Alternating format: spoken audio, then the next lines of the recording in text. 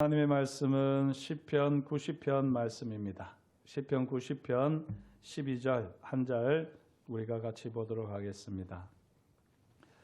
시편 90편 12절 말씀입니다. 이제 한 목소리로 읽겠습니다. 우리 날 계수함을 가르치사 지혜로운 마음을 얻게 하소서. 아멘. 이 모세가 기도했던 이 모세의 기도 중에서 아주 유명한 말이지요. 이 90장 10절을 보면 우리의 연수가 70이요 강건하면 80이라도 그 연수의 자랑은 수고와 슬픔뿐이요 신속기간이 우리가 날아가나이다. 이렇게 이 인생을 한번 뒤돌아보면서 모세는 우리가 보통 70이고 강건한 사람도 80 정도를 살아가는데 그 모든 인생이 수고와 슬픔뿐이다. 그리고 속히 날아가더라. 그래서 이제 죽을 날을 우리가 늘 생각하고 그 죽을 날을 헤아리면서 살아가는 지혜로운 마음을 주십시오라고 모세는 기도하고 있습니다. 오늘 이 모세의 기도를 마음에 담으면서 오늘 한계라는 하나님의 선물을 받아들이라 라고 하는 꼭지를 보도록 하겠습니다. 이 한계라고 하는 하나님의 선물, 우리 성도인들은 한계가 하나님의 선물로 여겨지십니까? 그렇지 않으면 하나님께서 우리에게 허락하신 장애물로 여겨지십니까? 이 책에서도 이야기하고 있지만 한계는 장애물이 아니라 선물이다 하는 것이죠. 처음 이야기할 때 조금 길게 이야기하는 게 있는데요. 프리드먼 우화에 나오는 이야기입니다. 별로 저는 재미가 없어서 이 시간에도 해야 되나 말아야 되나 고민을 좀 하기는 했지만 간단하게 이야기하면 이런 것입니다. 어떤 사람이 부푼 꿈을 안고 길을 가다가 외나무 다리에서 한 사람을 만나는데요. 그 사람이 이 끈 좀 잡아주세요 하고는 자기가 그냥 훌쩍 그 다리에서 떨어지는 것이죠. 자기 몸을 던지는 것입니다. 아이고 이러면 어떡합니까? 라고 하면서 그 줄을 바짝 잡고 있는데 그 사람이 줄에 대롱대롱 매달려가지고 뭘 하는지도 모르겠는데 계속 시간을 보내는 것입니다. 이러다가는 내가 성공하기 위한 내 기회를 놓칠 것 같은데 나도 지금 내가 가야 될 길이 있는데 이 사람 뭐 하는 거지? 지금 뭐 하세요? 빨리 이제 그만하고 올라오세요. 그러니까 당신이 만약에 그 줄을 놓으면 나 죽습니다. 그러고는 아무것도 안 하고 있는 겁니다. 그래서 이 줄을 놓으면 이 사람이 벼랑으로 떨어져 죽을 것이고 그렇지 않고 내가 이걸 계속 붙잡고 있자니 내 꿈을 향해서 나아가지 못하고 있고 어찌해야 되나 고민을 하다가 이 사람이 어떻게 할까요? 나 이렇게 계속 잡고 있을 수 없습니다. 잡아주는 것도 한계가 있지. 당신이 그 줄을 잡고 올라오십시오. 줄을 잡고 올라오기가 힘들면 몸으로 줄을 감으면서 올라오시라고. 그렇게 올라올 동안만 내가 잡아줄 수 있지 그 이상 내가 한없이 잡아줄 수는 없다. 그렇게 이야기하죠. 그랬더니 그러지 말고 좀 나를 살려달라, 잡아달라 그럽니다. 그러면서 자기는 아무것도 하지 않는 것입니다. 몸을 전혀 움직이지도 않고 노력도 안 한 겁니다. 그래서 이 사람이 어떻게 하죠? 전 그렇다면 어쩔 수 없습니다. 그리고는 밧줄을 탁 놓아버리고는 자기 길을 갔다 하는 이야기입니다. 좀 잔인한 이야기 같아서 별로 좋아할 수는 없지만 그러나 여기에 아주 중요한 것이 있는데요. 내 꿈을 위해서 나아갈 때에 내 꿈을 이제 턱없이 방해하는 사람들이 있습니다. 그것도 읍소를 하면서 자신들을 도와달라고 하면서 그렇게 턱없이 내 가는 길에 이 걸림돌이 돌 때가 있는데요. 그럴 때 우리는 어떻게 해야 되느냐? 우리의 이 양심이라고 하는 문제를 가지고 고민하고 갈등하면서 어리석게도 자기 앞에 있는 기회를 놓치는 경우가 있을 수 있다는 것입니다. 그렇기 때문에 그럴 때는 내가 도와주더라도 한없이 도와줄 수 없고 또 그 도와줄 때는 상대방이 어떻게 반응하느냐에 따라서 우리가 결정을 할 수 있어야지 된다는 거죠. 자, 내 영혼이 피폐해지지 않고 또 다른 사람이 미성숙한 상태에 머물지 않으려면 내가 어느 정도까지 도와야 되고 또 어느 정도 스스로 그 미성숙한 상태를 해결하려고 노력하는지 그걸 보면서 내가 얼마나 도와줘야 되는지를 우리가 선택을 해야지 된다는 것입니다. 그런 결정을 내리려고 할 때에 우리에게 도움이 되는 것이 바로 한계가 하나님의 선물임을 이해하는 것입니다. 이 한계가 하나님의 선물임을 이해하지 못하게 되면 한없이 도와주려고 하고요. 그러다가는 결국에는 자기 영혼이 피폐해지는 것도 모르고 도와주는 경우가 많다는 것입니다. 이 건강한 한계를 아는 것, 한계를 건강하게 인식하는 것, 이것은 매우 영적인 문제입니다. 이 한계를 받아들인다는 것은요, 결국은 내가 하나님이 아니라는 것입니다. 하나님이 전지전능하신 분이시지 우리가 전지전능한 존재가 아니잖아요. 그런데 우리는 이 하나님이 전지전능하심을 늘 노래하고 묵상을 하다 보니까 물론 우리가 하나님의 자녀이기는 하지만 우리도 전지전능하다고 하는 착각을 부릴 때가 있습니다. 우리는 한계를 가지고 있습니다. 우리가 하나님이 아니라는 것을 늘 인식을 하면서 살아야 할 것입니다. 하나님께서 에덴 동산에서 아담과 하와에게 명령하셨던 것이 무엇입니까? 에덴 동산에 있는 모든 것을 다 먹어도 되는데 동산 중앙에 있는 선악을 알게 하는 나무는 먹지 말라라고 말씀하셨습니다. 하나님께서 왜 그렇게 하셨을까요? 오늘 이 스카지로 목사님의 책에도 나오지만 한계를 분명히 한 것입니다. 한계. 너에게는 한계가 있다. 네가 나를 닮아서 많은 것을 알고 많은 것을 할 수 있지만 그럼에도 불구하고 너는 내가 아니다. 하나님이 아니다. 너는 하나님이 아니라서 인간으로서의 한계를 가지고 있다는 것을 반드시 기억해야 한다. 이게 바로 선악을 알게 하는 나무를 먹지 말라는 것입니다. 그리고 이 한계가 있을 때는 어떻게 할까요? 그 한계 영역에 있어서는 철저하게 하나님께 맡겨야 되는 것이죠. 내가 이 한계에 대해서는 내 스스로가 어떻게 할지는 모르고 하나님께 맡기고 하나님께서 허락하시는 대로 그 수준에 머무르면 되는 것입니다. 그런데 사탄은, 뱀은 끊임없이 이 한계를 부추긴 것이죠. 아니다. 하나님께서 너희가 하나님처럼 되는 걸 싫어하셔서 너희로 하여금 선악을 알게 하는 나무를 먹지 말라고 했다. 그리고는 자꾸 한계를 뛰어넘으라는 것입니다. 한계를 극복하라는 것입니다.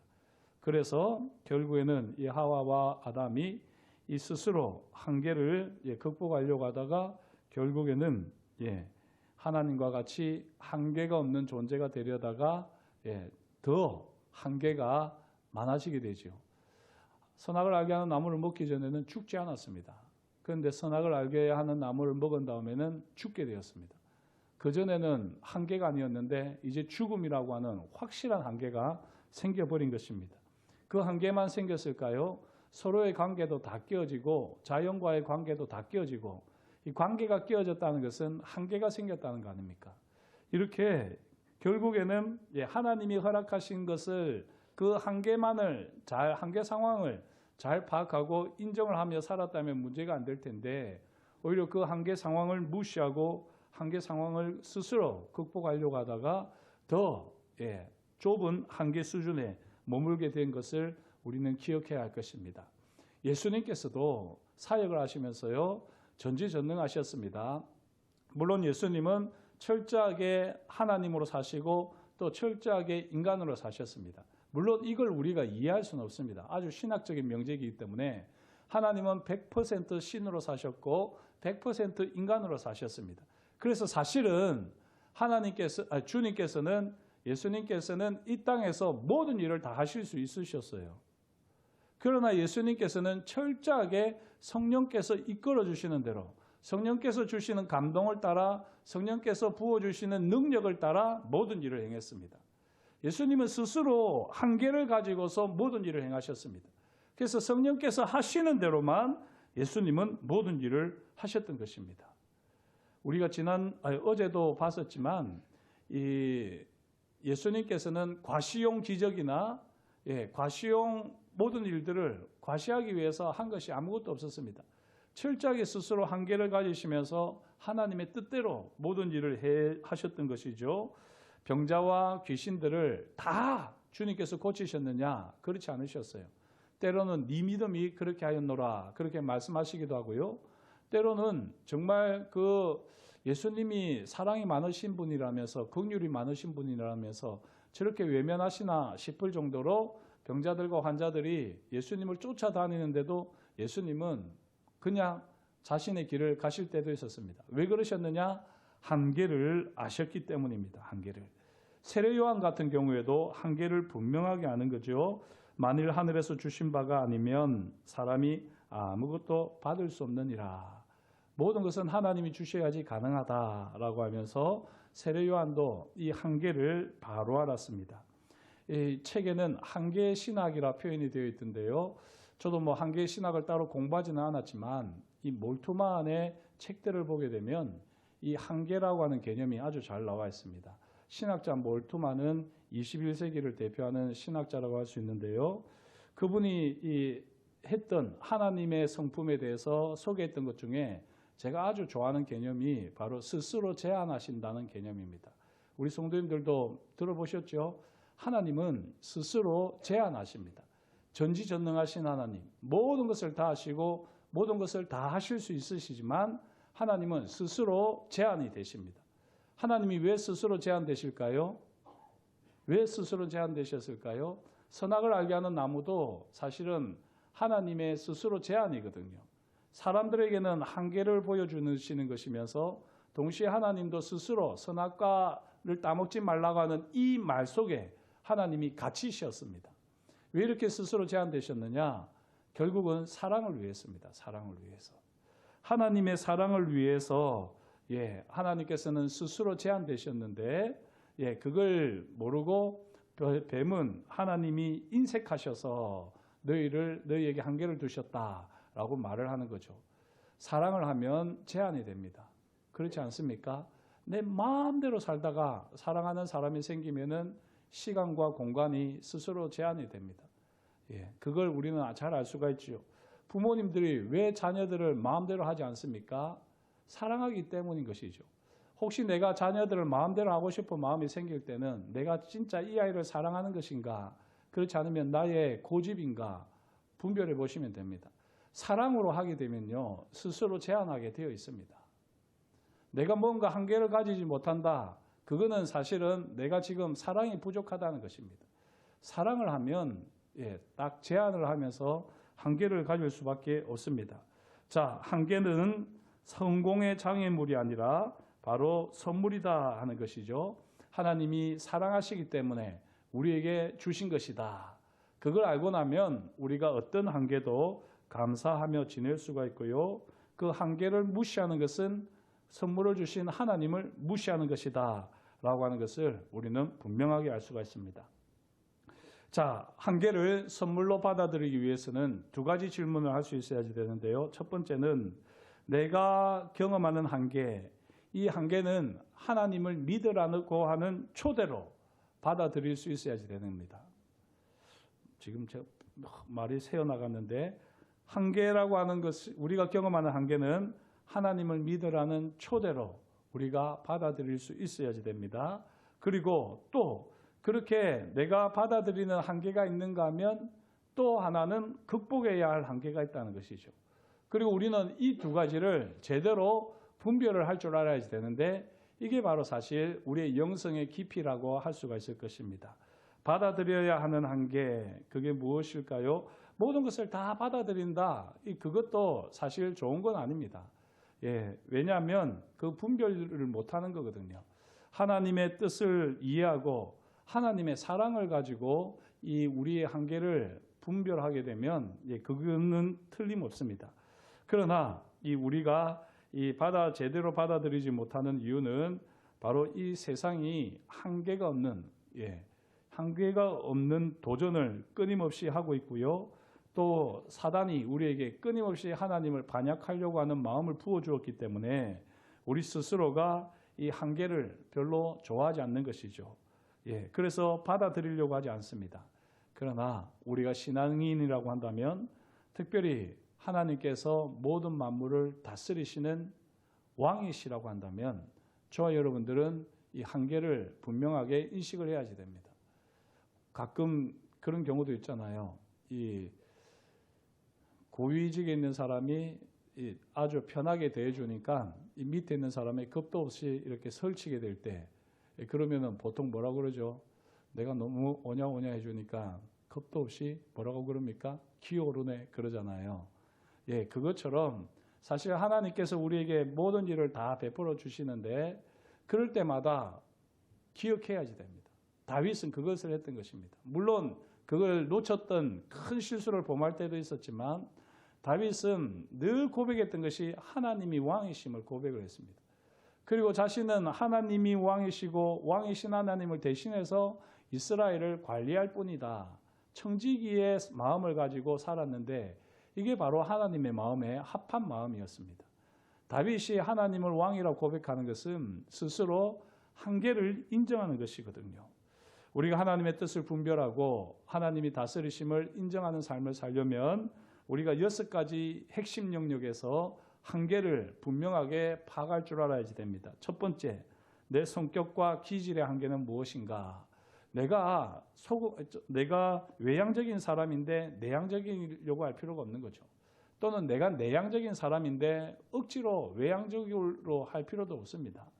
또 자발적이냐 창의적이냐, 통제와 질서에 잘 따른 사람이냐, 느긋한 편이냐 돌진하는 편이냐, 그 외에도 여러 가지 성격과 기질이 있을 텐데 그 성격과 기질은 하나님께서 내게 주신 특별한 고유의 성품이다 여기시고 선물이다 여기시고 그걸 잘 개발을 하시면 되는 것이지, 내가 가지고 있는 성격과 기질이 더럽다고 해가지고 다른 사람의 성격과 기질을 흉내낼 필요는 없는 것입니다. 그러면 피곤할 뿐인 것입니다. 다른 사람이 자기를 닮으라고 해도 나는 나다우면 되는 것이거든요. 그러려면 한계를 잘 알아야지 되고 한계가 선물이라고 하는 이 분명한 인식이 있어야지 됩니다. 두 번째, 인생의 현 시기가 안겨주는 한계를 분명하게 알아야지 됩니다. 모든 것은 때와 기한이 있지 않습니까? 그렇기 때문에 그 때와 기한을 생각하면서 한계 속에서 하나님의 인도하심을 경험하면 하나님의 뜻을 잘 분별합니다. 세 번째, 기혼이냐 미혼이냐, 이것도 하나님이 허락하시는 한계입니다. 하나님이 자녀가 결혼하고 있지 않는 것, 물론 스스로가 만드는 것일 수도 있는데 때로는 하나님의 한계일 수도 있기에 그것마저도 하나님께 내어 맡기십시오. 하나님이 혼자 사는 게 은혜라고 하는 은혜로 선물로 주신 거면 그러려니 하시고, 또 결혼이 정말 하나님의 뜻이면 속히 결혼할 수 있는 길을 열어주시고, 이렇게 이 결혼하냐 결혼하지 않느냐, 기혼이냐 미혼도 하나님이 허락하시는 한계로 여기실 때에 하나님의 뜻을 잘 분별하실 수가 있습니다. 또 내 정서적, 육체적, 지적 능력의 한계를 우리가 잘 알아야지 되고요. 이 책에서 아주 독특하게 이야기를 하면서 또 사실은 중요한 부분인데, 어린 시절 가정의 한계는 무엇인가? 어린 시절 내가 경험했던 그 경험들도 사실은 나를 한계 짓는 것이거든요. 저도 예전에 이야기했었지만 우리의 이 입맛 수준은 어릴 때 내가 뭘 먹고 자랐느냐 그 수준이라고 하는 이제 아주 유명한 고사성어도 있었습니다. 그것처럼 우리가 어릴 때 자라왔던 가정이 사실은 오늘 우리의 한계 영역이 될 수 있기 때문에 그 부분도 우리가 늘 살펴야 되는 것이고요. 마지막으로 오늘 모세가 고백하는 것처럼 시간의 한계가 있는 것입니다. 우리에게는 죽을 날이 분명히 있기 때문에 우리가 모든 것을 다 하고 살 수는 없습니다. 그렇지 않습니까? 그렇다면 내가 할 수 있는 것과 없는 것을 잘 분별해야지 되고, 내가 할 수 있는 것에 최선을 다하되 내가 할 수 없는 것에 대해서는 마음 정리를 잘 할 수 있어야지 되는 것입니다. 특별히 이 모세를 보게 되면 모세가 가나안 땅에 가고 싶었을 겁니다. 그리고 가나안 땅으로 인도하는 것이 모세의 역할이었습니다. 그런데 하나님께서는 가나안 땅을 코앞에 두고 모세에게 고만 너는 여기까지야 라고 이야기했죠. 제가 만약에 모세였으면 하나님이 신실하신 분 맞습니까? 저한테 가나안 땅으로 인도하라고 약속을 주셨지 않습니까? 그리고 제가 이렇게 40년 동안 이 일을 해왔으면 저도 가나안 땅에 발 좀 밟아봐야 되지 않겠습니까? 이렇게 때를 쓸 것 같은데 모세는 한계를 분명히 아는 사람이었습니다. 죽음이라고 하는 것을 통해서 하나님의 뜻과 하나님의 능력의 한계를 알고 있었기 때문에 너는 가나안에 못 가라고 할 때 더 이상 모세는 아무 때도 쓰지 않았습니다. 그 한계를 인정하고 그 하나님 앞에 순종했던 모세의 모습을 우리는 기억해야 할 것입니다. 책에 보면 랍비 주시아의 이런 말이 나오는데요. 다음 세상에서는 사람들이 내게 당신은 왜 모세처럼 살지 않았소? 라고 말하지 않을 것이다. 대신 당신은 왜 주시아처럼 살지 않았소? 라고 물을 것이다. 이런 고백을 하는데요. 우리가 다른 사람처럼 살지 않았다고 천국에서 누가 우리에게 말을 하겠습니까? 아닙니다. 천국에 가면 모든 사람들이 다 자기의 고유한 자기를 가지게 될 텐데요. 자기 특별한 자기의 모습을 보게 될 텐데 그때 가서 우리가 우리로서 어떻게 살았는지를 이제 보여주게 될 것입니다. 그러면서 그렇게 혹시 살지 못한 부분들이 있다면 왜 그렇게 당신은 이 창봉으로 살지 않았습니까? 라고 묻지 왜 당신은 바울처럼 살지 않았습니까?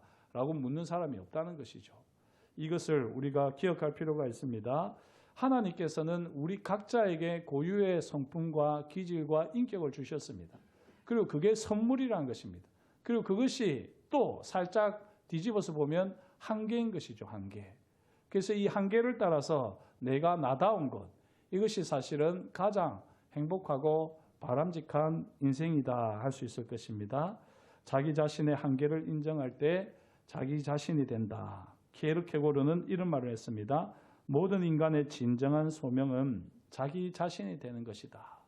하나님이 주신 고유한 자기가 자기 자신이 되는 것이 사실은 가장 하나님을 영화롭게 하는 것입니다. 왜냐하면 이 80억 인구 중에 나와 같은 사람은 한 사람도 없도록 하나님이 창조하셨기 때문에 가장 나다운 것이 하나님을 가장 영화롭게 하는 것입니다.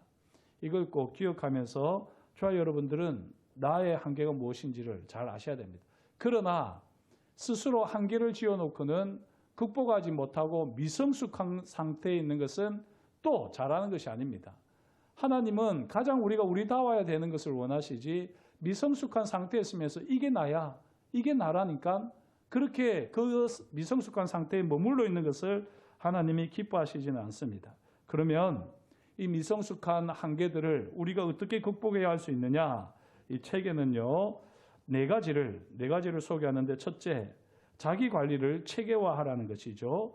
예, 자기 관리를 체계화하면서 우리는 미성숙한 한계들을 극복해 가야지 되는 것입니다. 게으르고 나태한 상황에 있으면서 그 게으르고 나태한 삶의 열매들을 가지고는 이게 나다 이야기하는 것보다 무책임하고 꼴보기 싫은 건 없습니다. 앞에 제일 처음 이야기 프리드만 우화에서 나왔던 것처럼 그냥 대롱대롱 매달려 있으면서 자기를 붙들어 달라고 자기를 도와달라고 이야기하는 그것만큼 정말 사람을 괴롭히는 것은 없는 것이죠. 그런 사람들은 적당히 도와주고 스스로 극복하라고 이야기한 다음에 그럴 의지가 없을 때는 그냥 그 줄을 놓는 것이 지혜입니다. 지혜. 자, 자기 관리를 체계화해야지 됩니다. 예. 여기 보시면은 파커 파머가 한 말이 있는데 그냥 제가 한번 그대로 읽겠습니다. 자기 관리는 결코 이기적인 행동이 아니다. 내가 가진 유일한 선물, 이 땅에서 다른 사람에게 주라고 받은 선물을 잘 관리하는 것은 엄연한 선한 청지기 정신이다. 참된 자기의 소리에 귀를 기울여서 필요한 돌봄을 제공하는 것은 자신만을 위한 일이 아니라 우리가 영향을 미치는 많은 사람들을 위한 일이다.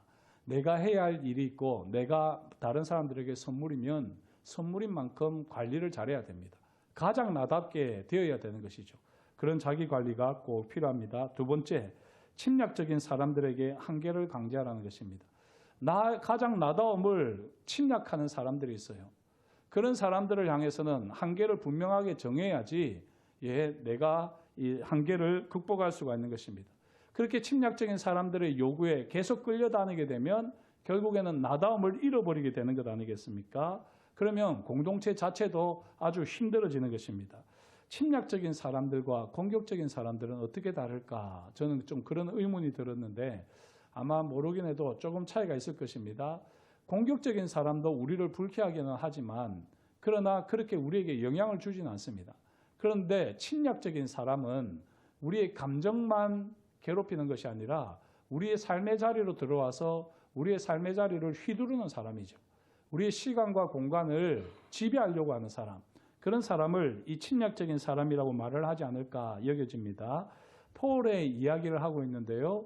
이 폴이라고 하는 사람이 참 신령한 척하면서 정말 하나님의 뜻을 잘 분별하는 척하면서 교회 여기저기를 돌아다니면서 휘젓고 다니는 겁니다.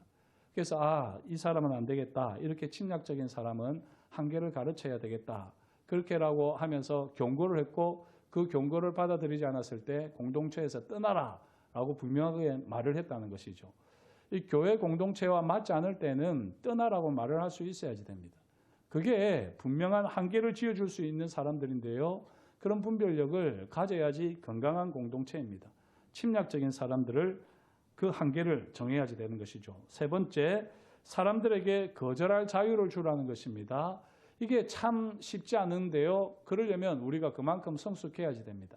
한계를 선물로 받아들이는 만큼 우리가 그 누군가에게 부탁을 하지만 그 사람이 거절할 때는 그 거절하는 것을 인정을 하고 그 사람을 우리가 또 제대로 또 용납을 할 수 있어야지 될 것입니다. 예, 쉼이 없는 사역을 하면서 거절하는 기술을 배우지 못한 분들이 있습니다. 가족 간에도 또 교회 안에서도 이 지역 사회 안에서도 직장에서도 이 거절을 잘 못하는 사람들이 있는데요. 사실은 이 한계가 하나님의 선물인 것을 아는 만큼 우리는 거절하는 자유를 또한 누릴 수 있는 것입니다.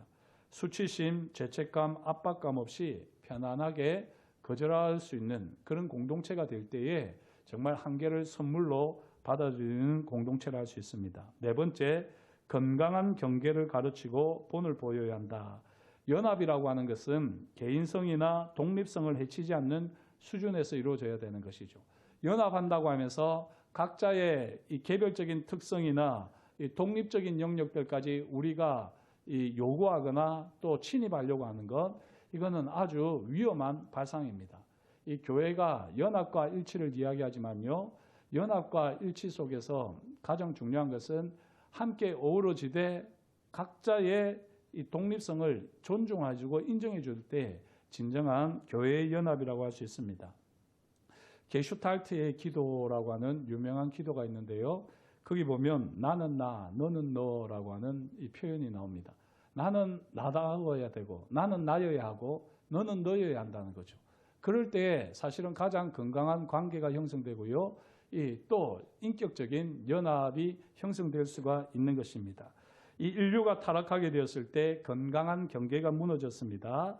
그러나 이제 복음을 통해서 이 새로운 피조물이 된 사람, 새 지평을 여는 사람들은 적절한 경계를 갖추게 되는 것입니다.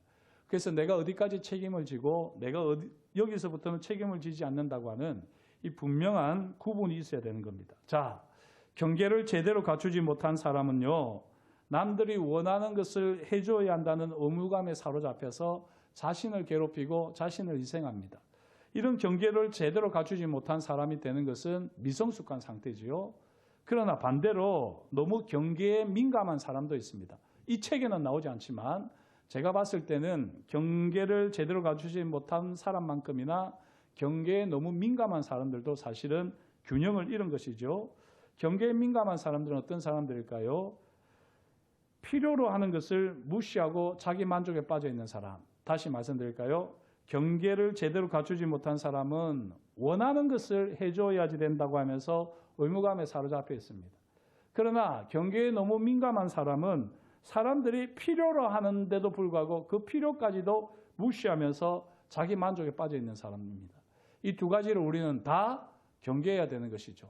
예, 다 조심하면서 우리는 이 건강한 경계를 가지고서 때로는 돕고 때로는 물러서서 내가 해야 할 만큼을 하고 또 네가 해야 할 만큼은 스스로 해라고 그렇게 우리가 책임을 분명하게 할 수 있어야지 됩니다.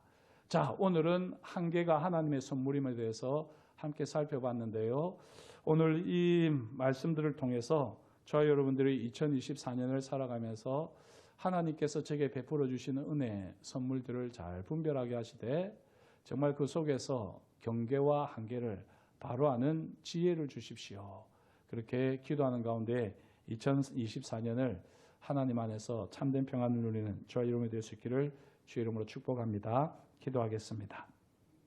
하나님 아버지, 오늘도 주님께서 우리에게 말씀하여 주시니 감사합니다. 한계가 하나님의 선물임을 깨달아 알게 하여 주십시오. 모든 것을 내가 다 할 수 있다고 하는 착각을 버리게 하시고 또 내가 모든 것을 책임지려고 했던 그 어리석음도 교만도 이제는 바로 알게 하여 주시고 오직 하나님께서 지어주시는 한계를 따라서 제가 해야 할 영역들을 최선을 다하되 때로는 극복해야 할 한계를 분별할 수 있는 지혜도 허락하여 주옵소서. 그렇게 성령께서 우리와 늘 동행하여 주실 것을 인하여 감사를 드려오며 예수님의 이름으로 기도드립니다. 아멘.